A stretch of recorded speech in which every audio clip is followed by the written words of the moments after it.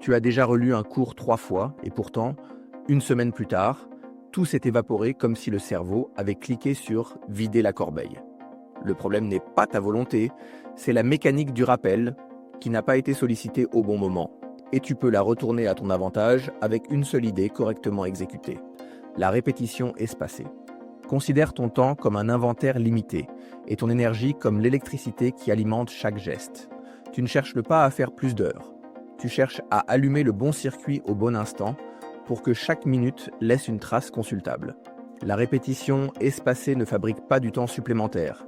Elle répartit tes étincelles d'attention exactement là où la biologie paie le plus. Et tu le vois concrètement quand un bloc est réellement terminé, pas simplement parcouru. Le modèle est simple, mais il doit être précis. Le démarrage dépend surtout de la dopamine qui dit « ça vaut le coup maintenant » lorsque le prochain pas est clair, finissable et visible. Le maintien d'alerte s'appuie sur la noradrénaline, qui te garde éveillé face à un défi à la bonne difficulté, ni molle ni écrasante. La stabilisation du faisceau attentionnel passe par l'acétylcholine, qui colle ton focus sur l'item exact. 3 fuites mangent tes réserves sans bruit. Le changement de contexte redémarre tout le circuit et te fait payer une taxe cognitive à chaque bascule. L'ambiguïté brouille la cible, ce qui sabote la dopamine d'initiation. La récompense trop lointaine coupe la boucle motivationnelle. Donc noradrénaline et acétylcholine se dégonflent. La répétition espacée répare ces fuites en imposant une cible univoque, un environnement stable et une rétroaction fréquente basée sur le rappel, pas sur la relecture. Quand tu tentes d'abord de te souvenir, puis tu vérifies, tu fournis exactement le signal dont ces neuromodulateurs ont besoin. On corrige au passage 3 idées tenaces pour arrêter de gaspiller. Non, répéter très vite n'éteignait pas mieux. C'est l'oubli léger entre 2 tentatives qui creuse la trace. Pas la lecture continue qui berce une illusion de maîtrise. Non, tu n'as pas à te sentir prêt pour tester. La petite hésitation est le moment idéal pour renforcer l'accès. Et non, la mémoire n'est pas un trait fixe. Elle se comporte comme une compétence qui répond à la planification des intervalles, comme un muscle à des séries bien dosées. En acceptant une friction mesurée aujourd'hui, tu achètes de la stabilité demain, et c'est observable. Si tu veux des preuves sans jargon, regarde l'effet d'espacement documenté depuis plus d'1 siècle et répliqué dans des comparaisons modernes. Répartir l'exposition d'une même information sur plusieurs jours ou semaines donne, en pratique, des souvenirs plus durables que concentrer tout en une seule séance. La fameuse courbe d'oubli chute rapidement après la première exposition, puis se stabilise quand tu réactives juste avant l'effacement. Autre point robuste, le test de rappel l'emporte sur la relecture passive pour la consolidation à long terme. Même quand tu te trompes, l'acte de récupérer la réponse, puis de corriger immédiatement, crée une signature mnésique plus résistante qu'une impression de familiarité. Autrement dit, la biologie ne paie pas l'intention ni la reconnaissance, elle paie le rappel réussi avec une rétroaction claire. Passons au levier concret que tu peux appliquer dès aujourd'hui sans changer de personnalité. Premier levier, tu diminues la friction de départ en définissant l'unité de progrès la plus petite et visible. Au lieu de réviser l'anatomie, tu transformes la tâche en récupérer de mémoire, la définition d'un terme précis et la dire en une phrase, puis vérifier. Le cerveau aime les portes d'entrée étroites parce qu'elles promettent une fin proche, ce qui déclenche la dopamine d'initiation. Dès que la fin est idée visible, tu cesses de négocier avec toi-même et tu entres en action.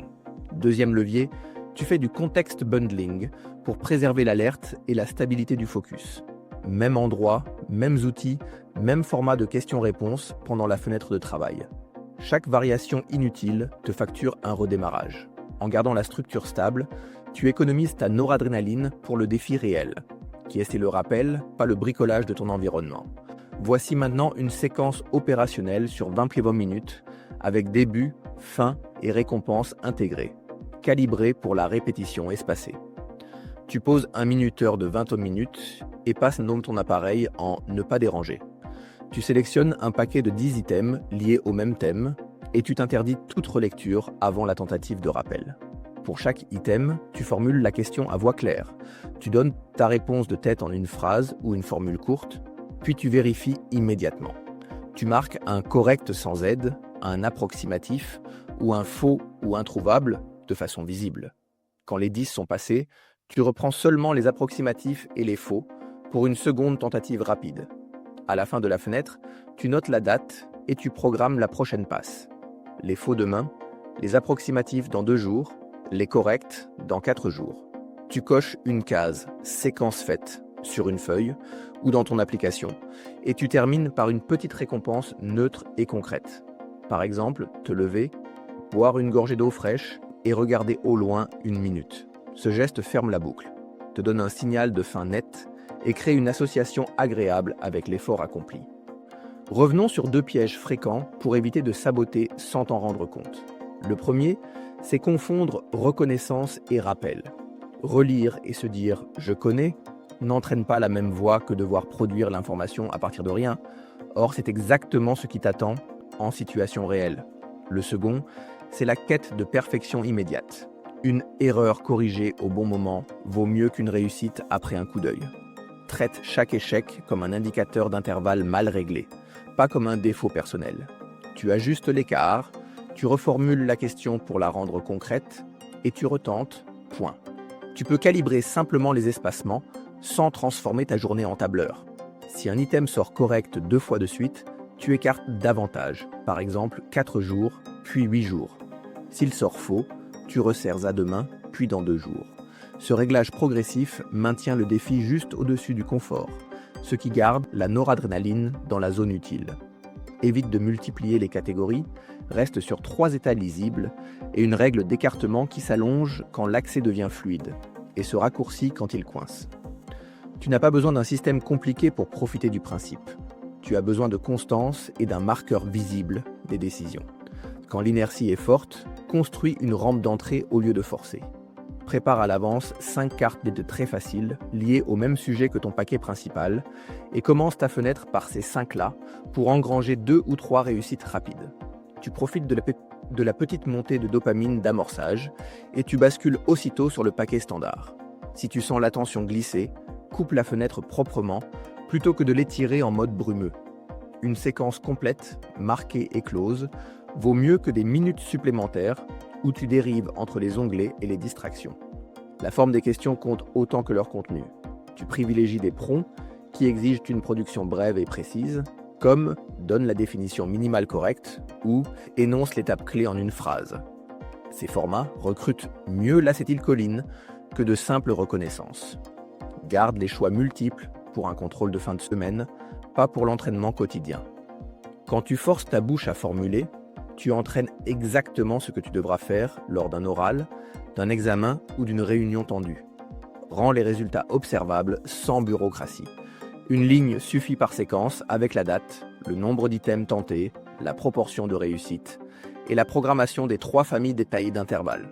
Si tu vois, sur une semaine, 3 fenêtres complètes avec des espacements qui s'allongent pour une part croissante des items, tu as la preuve comportementale que le système fonctionne. Si une poignée d'items refuse d'open de suivre, tu raccourcis l'intervalle et tu reformules la question pour la rendre moins ambiguë. L'objectif n'est pas la beauté des notes, c'est de pouvoir retrouver l'information quand tu en as besoin, de manière fiable et rapide. Tu as maintenant tout ce qu'il te faut pour appliquer la méthode, sans te perdre en réglages ésotériques. Choisis un thème précis, fabrique ou ouvre 10 cartes, enclenche ton minuteur de 20 minutes, tente d'abord de te souvenir, puis vérifie. Marque chaque tentative de façon visible et programme la prochaine passe en fonction du résultat. Termine la fenêtre par une petite récompense neutre et une trace claire, séquence faite. Si tu reproduis ce cycle 3 fois cette semaine, tu n'auras pas l'impression vague d'avoir passé du temps. Tu constateras des blocs réellement récupérables et une aisance croissante à ressortir l'essentiel à la demande. Et si ce guide t'a aidé, tu peux t'abonner ou le partager sans cérémonie. Mais surtout, lance une première séquence maintenant et coche ta case. Ta mémoire paie l'action, pas l'intention.